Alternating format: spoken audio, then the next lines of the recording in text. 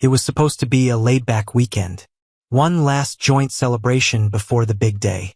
A camping trip with a few close friends, beer, a bonfire, and no drama. That's what Kara had pitched it as. But standing there under a sky full of stars, half drunk and already sweating by the fire, I had no idea this was the night that would blow my entire life apart.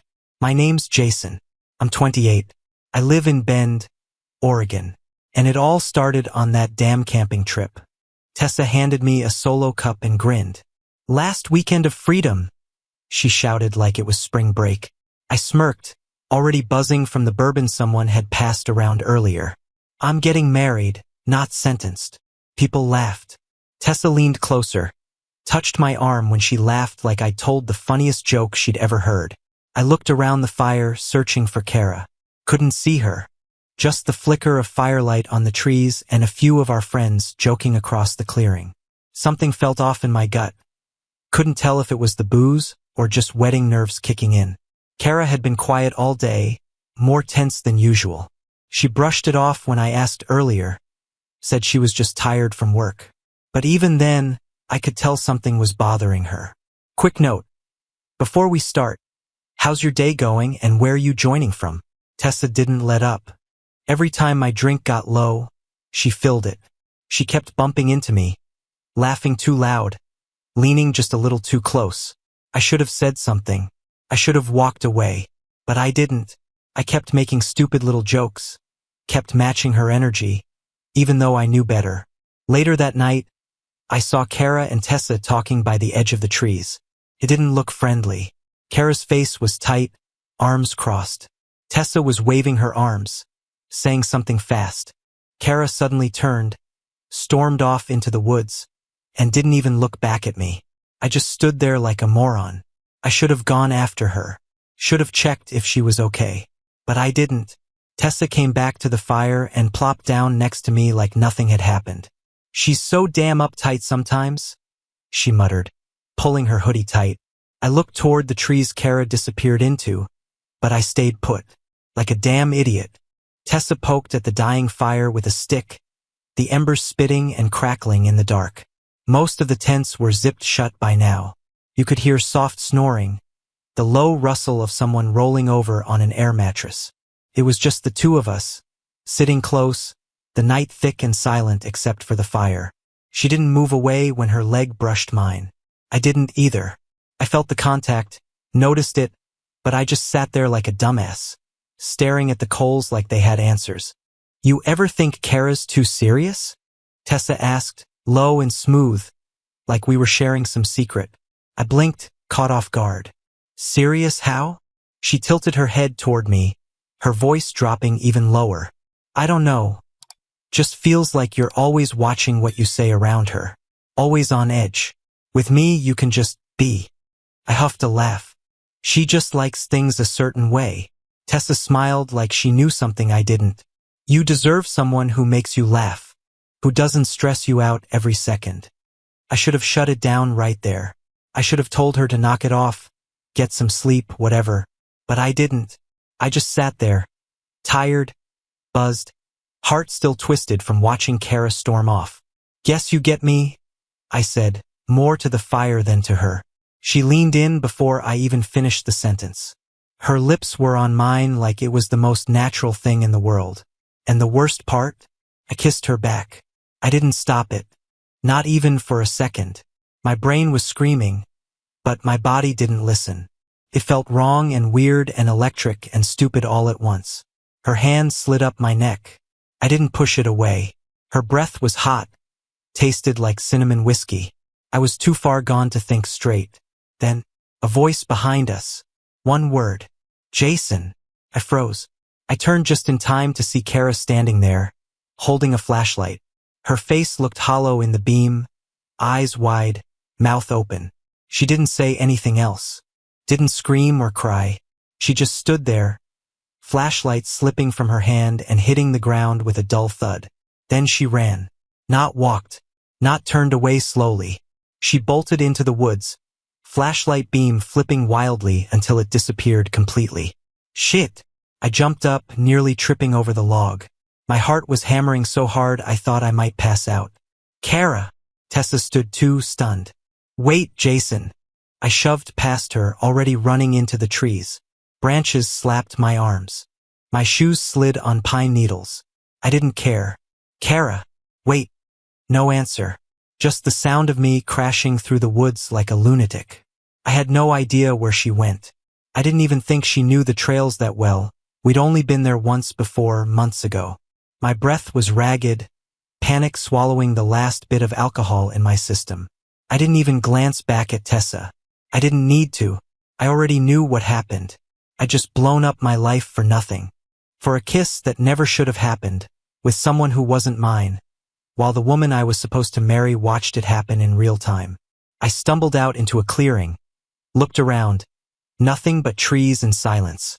The fire was distant now, a faint glow behind me. No Kara. No flashlight. I turned in circles, calling her name again. My voice cracked. I could feel the cold sweat building down my back. After what felt like forever, I gave up and walked back toward camp. My legs felt numb. My chest was tight. I kept thinking she'd pop out, yell at me, slap me, cry, something. But there was nothing. I came back to find Tessa sitting alone on the same damn log, her arms wrapped around her knees. She saw, didn't she? She asked, her voice flat. I didn't answer.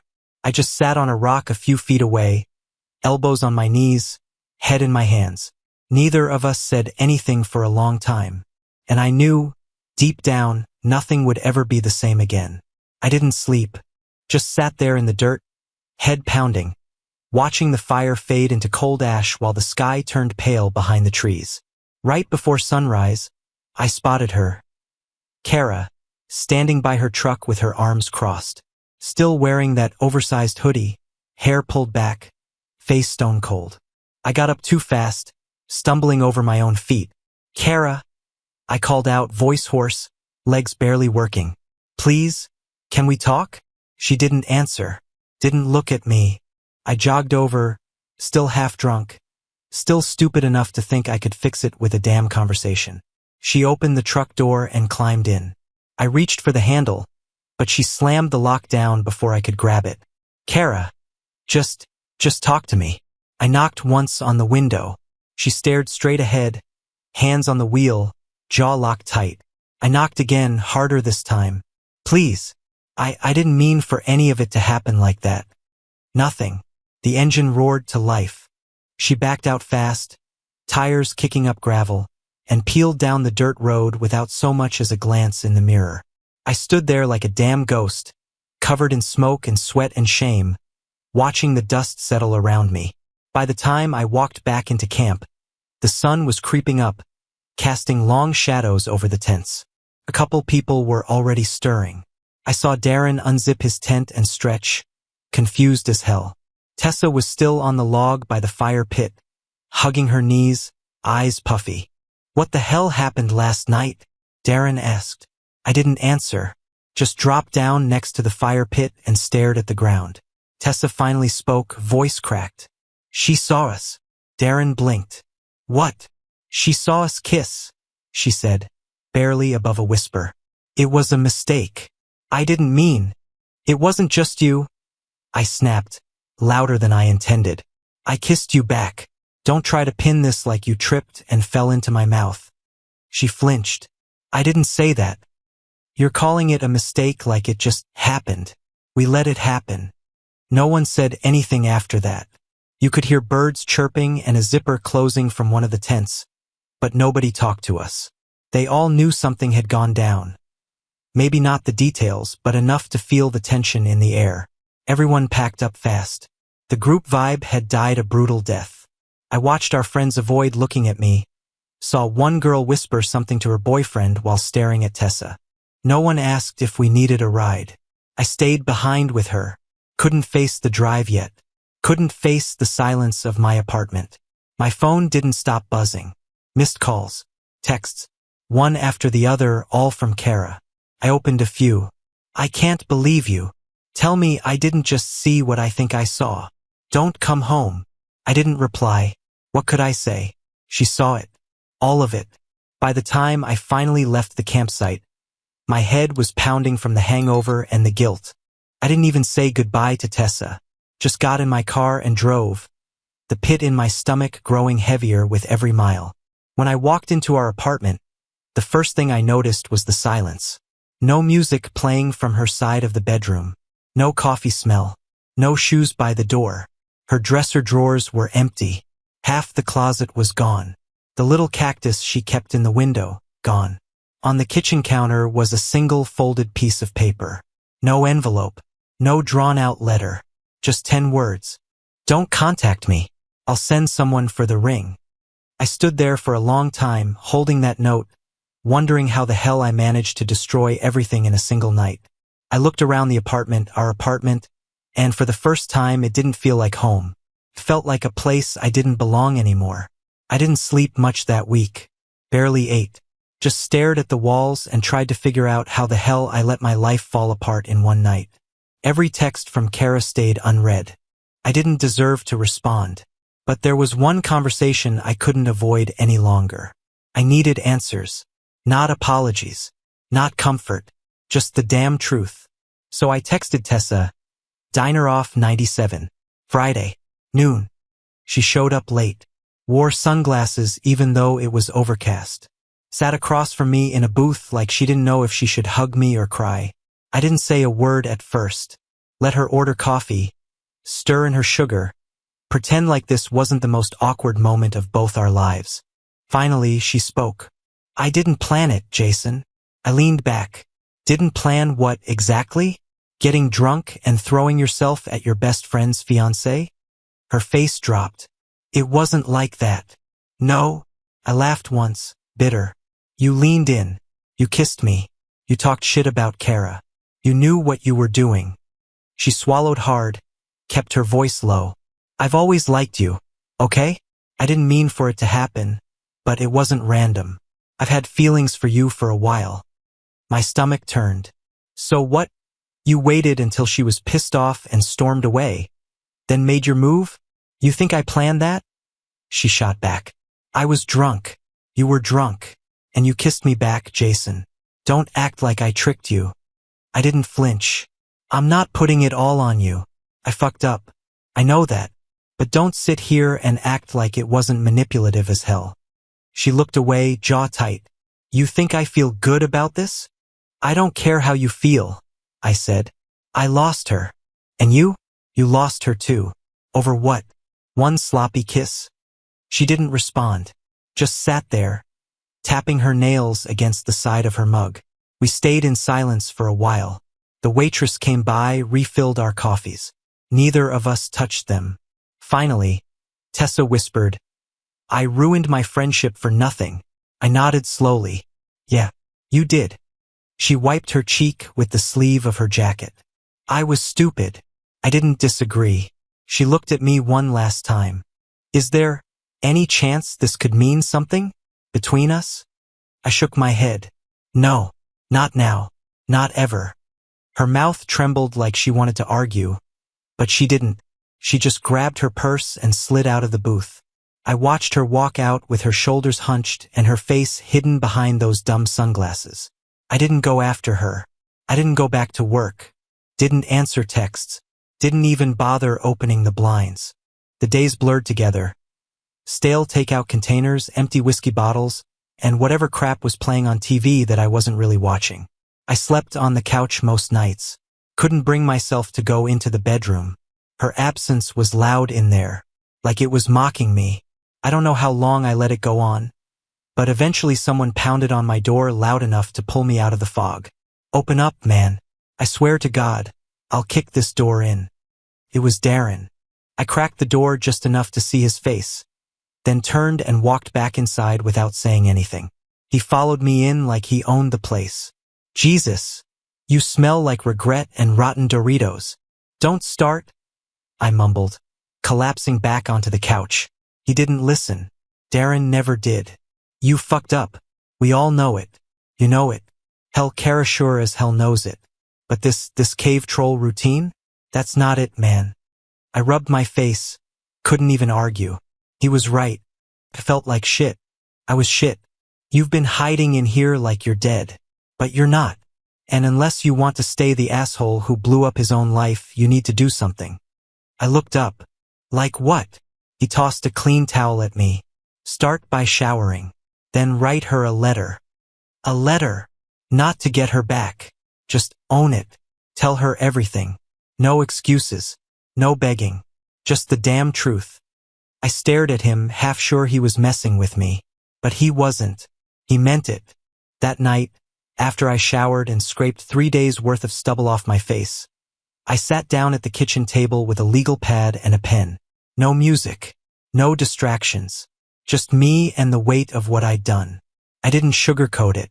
I wrote about how I'd stood by the fire like an idiot. How I didn't move away when Tessa touched me. How I leaned into the attention like a weak little coward. I wrote about the kiss. How I didn't stop it. How I convinced myself Kara would never find out. I wrote until my hand cramped. Every dumb moment. Every time I should have walked away and didn't. Every second I wished I could take back. When I was done, I folded the pages, slid them into an envelope, and stared at it for a long time. I didn't have Kara's new place. Didn't know if she was even in town anymore. But I remembered her dad's address. She used to get packages sent there when we first moved in together. I grabbed my keys and drove straight to the post office. Dropped the letter in the box without thinking twice. No return address. No expectation. Just the truth finally out of me and into her hands. A week later, I was half passed out on the couch when my phone buzzed. One new text. From a number I'd stopped expecting to see. Meet me at the lake tomorrow. Noon. 1 hour. No punctuation. No name. But I knew it was her. My chest locked up just reading it. I didn't sleep that night. My thoughts ran in circles, what she'd say, how bad it would get, if she was just meeting me to return the ring to my face. I paced the apartment until sunrise, then sat at the table and rehearsed what I'd say out loud like a damn lunatic. Noon couldn't come fast enough. I drove out to the lake early, parked, and just sat there in the truck staring at the water until my nerves almost made me drive away. But I didn't. She was already there when I stepped out. Standing at the edge of the dock, hands in the pockets of her hoodie, wind pulling her hair around her face. She didn't turn when I approached. I walked up slow, not sure if I should speak first. Kara. She didn't look at me. You've got 1 hour. That hit harder than I expected. But I nodded. Okay. The air felt too quiet, like the lake knew we weren't here for peace. I got your letter, she said. I swallowed hard. I meant every word. She finally turned to face me. Her expression was calm, unreadable, and honestly, that was worse than if she'd come at me swinging. I would have known what to do with yelling. But this scared the hell out of me. I didn't come to hear excuses, she said flatly. There aren't any, I told her. No excuse. It was a drunk mistake, the worst kind, and I'll regret it for the rest of my life. She nodded once, slowly. So it meant nothing? Nothing. She stared straight at me. Did you ever love her? The question hit like a punch I didn't see coming. I looked her in the eye. No, not for a second. Her eyes didn't change.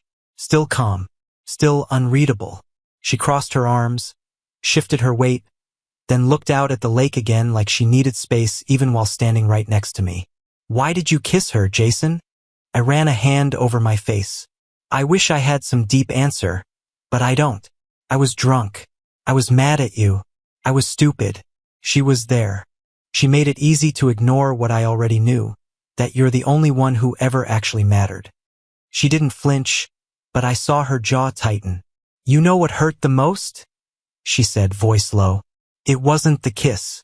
It was the fact that you didn't come after me right away. You stayed with her. I had no defense. I know. I messed that up worse than anything. Silence stretched again. I thought I knew you, she said finally. I felt my throat close up. I thought I knew myself. She glanced at her watch. You've got 10 minutes. I didn't come here to ask you to take me back, I said.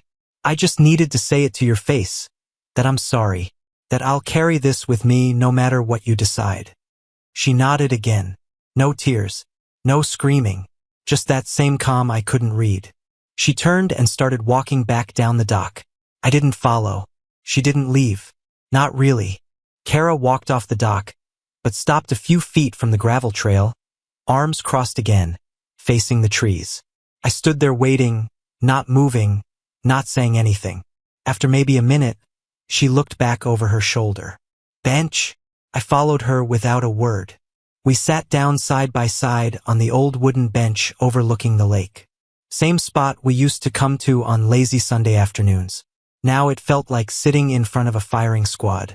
The silence between us was heavy.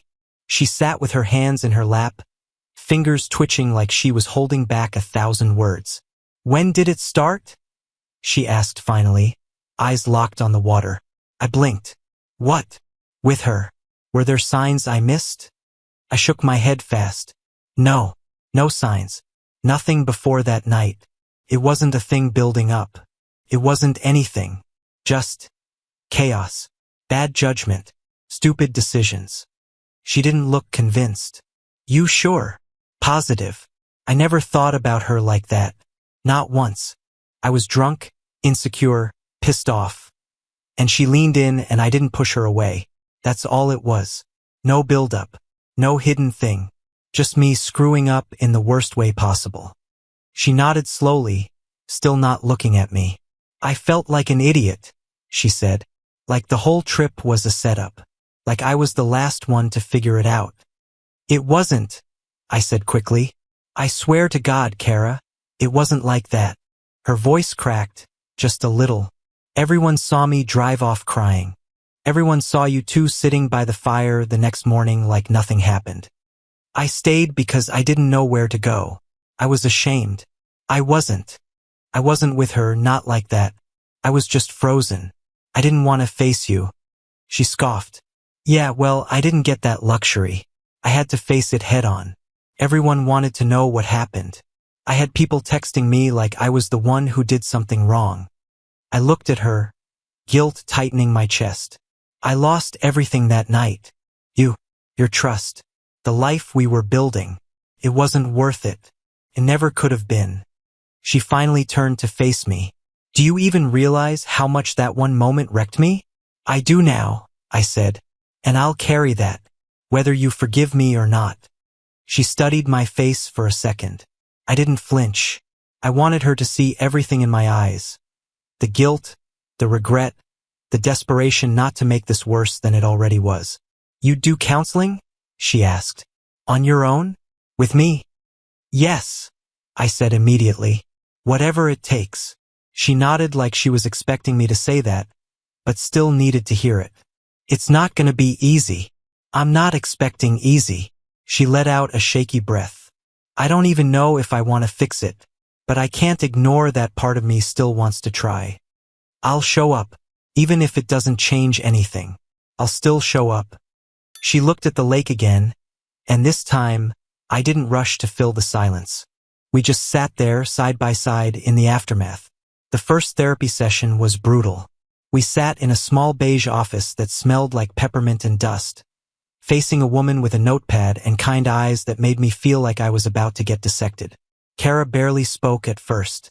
Arms crossed, voice flat. She wasn't there to heal, not yet. She was there to see if I'd show up. And I did. Every week.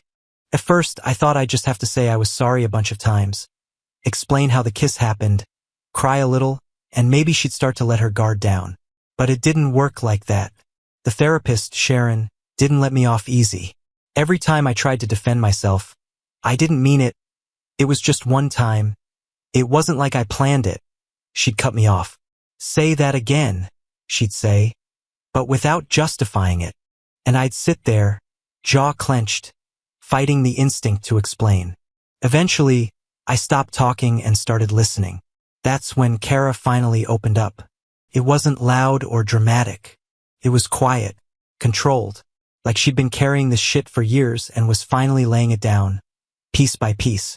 I felt alone, even before the kiss, she said one session, eyes on the floor. I planned our weekends. I paid the bills on time. I made sure your mom got a birthday card. You were there, but I was always the one holding everything together. I wanted to interrupt, say that wasn't true. But Sharon gave me a look, and I stayed quiet. I used to tell myself you were just distracted, that once we got married, you'd be more present. But deep down, I think I knew I was settling for someone who only half showed up. That hit harder than any fight we'd ever had. Because she was right. The cheating was just the explosion. The real damage started way before that night by the fire. I went home from that session and sat in the truck for almost an hour. I didn't cry. I didn't scream. I just sat there, realizing how blind I'd been. From then on, I stopped trying to fix what we had. I started trying to understand it, or more honestly, rebuild something new from scratch. We changed how we talked. No more brushing things off.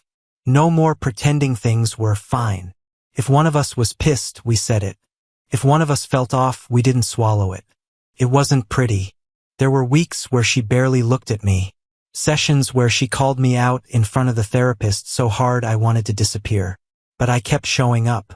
After about 4 months, she started texting me again. Not just therapy logistics, real stuff. A photo of her dog. A link to a song we used to play in the kitchen. Small things, but they mattered. Then one weekend, she stayed over. Said it was just easier than driving home after our Friday session. She slept on the couch. The next weekend, she stayed again. We talked until 2 in the morning. She asked me how I'd felt the day she left, really felt. Not the surface level I messed up crap, but the gut-deep shame and fear underneath it. I told her everything. By month 6, she started staying over more weekends than not. Her toothbrush showed up in the bathroom again. Her cereal was back in the cabinet. She didn't move back in. Not yet. But the silence between us was gone. We weren't what we were before. And honestly, we never would be. But somehow that was okay. I was standing at pump 4, half zoned out, waiting for the tank to fill when I heard a voice behind me. Jason. I turned and there she was. Tessa. First time I'd seen her in over 8 months. She looked different. Not bad, just worn. Her hair was shorter, face a little thinner. Eyes still sharp, but softer somehow. Like life had knocked her down a few times since the last time we spoke. I gave a tight nod. Hey. She glanced at her car. Older sedan, back seat full of fast food bags and a booster seat I hadn't expected. Then back at me. Didn't expect to run into you out here. Yeah, me either, I said. You still in town? Just passing through, she said, then paused. You look good. Better, been working on that. She smiled a little. Good. We stood there in the kind of silence that only comes after wreckage. Not angry anymore, just kind of hollow. Nothing left to pick at. How's Kara? She asked finally. She's doing all right. Tessa nodded like that was all she needed to hear. Then she looked down, fiddled with her keys and said, I'm sorry again. For everything. That. I looked her in the eye. I hope you're doing better. She seemed surprised. Thanks. I am. Took me a while to pull myself together, but yeah, getting there. We didn't rehash the past. Didn't talk about the kiss or the fallout or what it cost us both. There was no point. After a second, we both stepped back toward our cars. Take care of yourself, Jason, she said, reaching for her door. You too. She gave me one last look. Not regretful, not hopeful. Just done. And that was it. That night, I sat down across from Kara at the kitchen table and told her. I ran into Tessa today. Kara didn't freeze. Didn't tense up. Just raised an eyebrow and waited. We didn't talk long, I said. She apologized. I told her I hoped she was doing okay. That's it. Kara nodded slowly, took a sip from her tea. Thanks for telling me. No more secrets, I said. Right? And we left it there. A few weeks later, she moved back in. No big announcement. No Instagram-worthy moment. Just a Saturday morning with a few boxes and a quiet, hey, can you help me carry this? She unpacked slow, piece by piece. Her books went back on the shelf. Her favorite blanket back on the couch. Her toothbrush in the holder next to mine again. We didn't say anything about it. Just let the space fill up with her stuff again. Like the place had been waiting for her the whole time. We still had bad days. Days where she'd go quiet or I'd get defensive without meaning to. But the difference was we didn't pretend anymore. If something was wrong, we said it. If one of us needed space, we gave it. No walking on eggshells, no guessing games. It wasn't romantic. It was real. One night, we were sitting on the porch after dinner. Crickets buzzing. Lights off. Just us and the sound of the neighbor's dog barking at nothing. She was curled up in the chair next to me, wearing that same hoodie she wore the night at the lake. She pulled something out of the front pocket and held it out in her palm. The ring. I kept it, she said. I stared at it for a second. That stupid little diamond felt heavier than anything I'd ever held. You want me to take it back? She shook her head. I'm giving it back. Then she paused, looked me straight in the eye. But if you ever ask again, it better be a different ring. And you'll have to earn a new yes. I didn't smile. I didn't crack a joke. I just nodded. No pressure, I said. Good, she said, half smiling. Because I'm not making it easy. We sat there for a while in the dark. No hand-holding. No big romantic kiss.